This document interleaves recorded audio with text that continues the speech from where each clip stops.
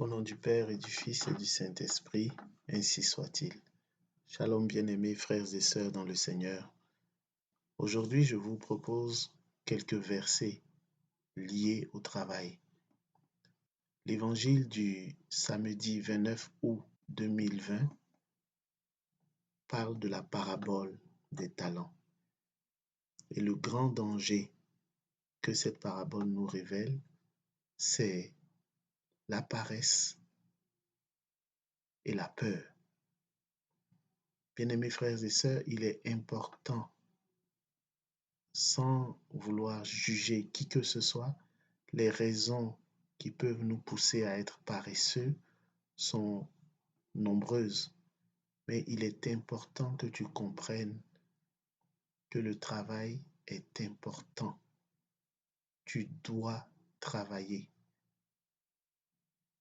Refuser de travailler ou même retarder l'obéissance ou l'accomplissement ou la réalisation d'une tâche, c'est même un péché et les conséquences peuvent être aussi bien spirituelles que physiques.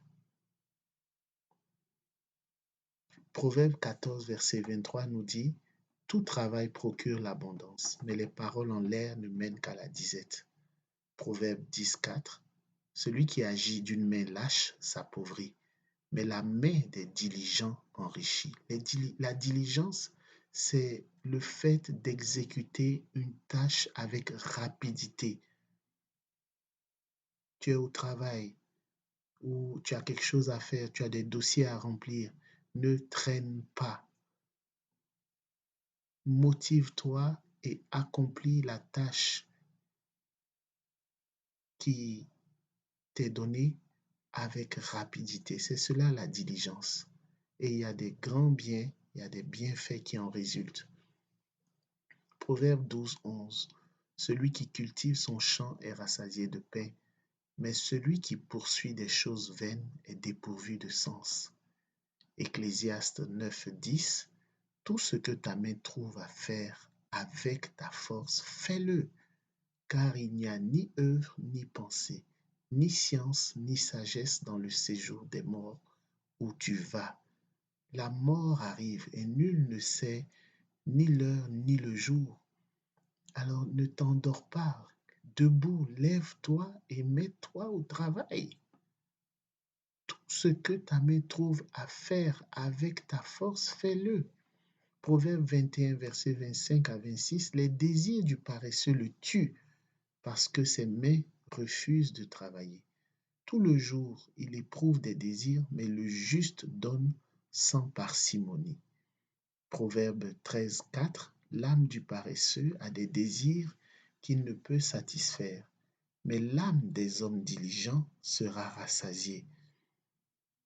Bien-aimé, si tu veux manger, la Bible nous dit que si nous obéissons, nous mangerons les bons fruits de ce terroir. Peu importe le lieu où tu te trouves, si tu obéis à la parole de Dieu. Mais la parole de Dieu t'invite aussi à travailler. La parole de Dieu nous dit que celui qui ne veut pas travailler, qu'il ne mange pas. La parole de Dieu nous donne comme instruction, nous avons le devoir de travailler. Proverbe Éphésiens 4, verset 28, que celui qui dérobait ne dérobe plus, mais plutôt qu'il travaille, en faisant de ses mains ce qui est bien pour avoir de quoi donner à celui qui est dans le besoin.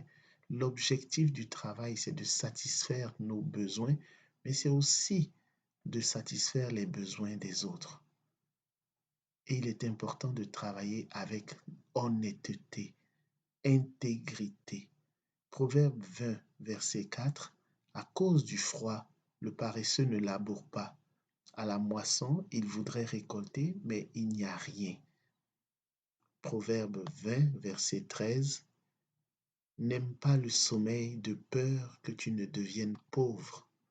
Ouvre les yeux, tu seras rassasié de pain. Le sommeil en lui-même est réparateur, c'est un remède pour le corps. Mais le sommeil qui est bien mérité, c'est cela qui est valorisé. Le sommeil après après avoir accompli ses tâches avec diligence, un sommeil bien mérité, c'est cela que la Bible nous enseigne. Bien-aimés frères et sœurs, il est important, cesse de dormir, réveille-toi, lève-toi, demande à l'Esprit Saint de t'aider à discerner. Il y a forcément quelque chose à faire. Il y a forcément un travail que tu peux accomplir. Cesse de dormir sur tes lauriers. Cesse d'enterrer tes talents, de les cacher. Il est important que tu les investisses et c'est possible. L'on n'a rien sans rien. L'on n'a rien, l'homme n'obtient rien sans travail. L'avenir que tu souhaites pour toi, pour ta famille, passe aussi par le travail. Que la paix et la grâce de notre Seigneur soient ton partage, au nom du Père et du Fils et du Saint-Esprit, ainsi soit-il.